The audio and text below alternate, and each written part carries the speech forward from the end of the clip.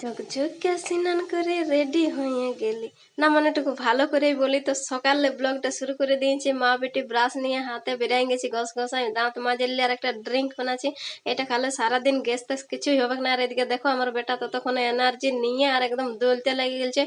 তা কাকটা কিন্তু ভালো হয়েছে, সেই জন্য ওর দিকে একটু ক্যামেরাটা ঘুরান দিলি। তো দেখতে পাচ্ছ আম গাছে আর তেজপাতা গাছে একটা দোলনা বানান দিয়েছে ওর বাবাই, সেটাই কিন্তু দুলছে হচক ফচক করে। তো আমরা কিন্তু মুদ নাই দুলতে। আর এই দেখো আমার কিন্তু ততক্ষণে হোটেলের খাবার রেডি। তো আজকে হয়েছে আলু বিলাতের ঝোল আর আলুর নিম। তো মা বেটা স্নান টান করে টুরুক টুক চললে রোদটাকে। আর ওইদিকে কিন্তু তোমাদের অফিস চলে গেছে দাদা ভাই আর সমৃদ্ধি।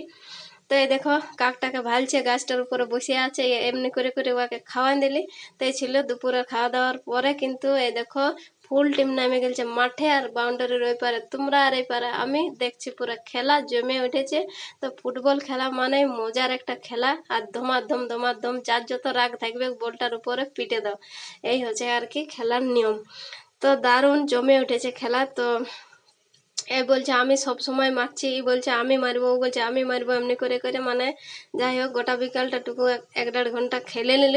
তারপর থেকে গেছে, এরপরে কিন্তু রেডি হচ্ছে অফিস যাবে বলে। এই দেখো একদম সব কিছু রেডি, ফুলসুগুলো পরে নিয়ে টুরুক টুরুক চললো পালসার গাড়িতে। আর আমিও কিন্তু আমার অফিস চলে গেছি। তো দেখো বলছে কাজেই করতে দিব না, কি করে কাজ করবো লাভ। আর ওই লাইট গুলার ওইখানে তোমাদের দাদা ভাইয়ের দোকান, আর ওইটা আমার অফিস দেখতে পেলে। আর এদিকে রাতে চলে আসছি ঘর, সবাই মিলে আসে নিয়ে গরম গরম রুটি আর চিকেন বানান দিলি।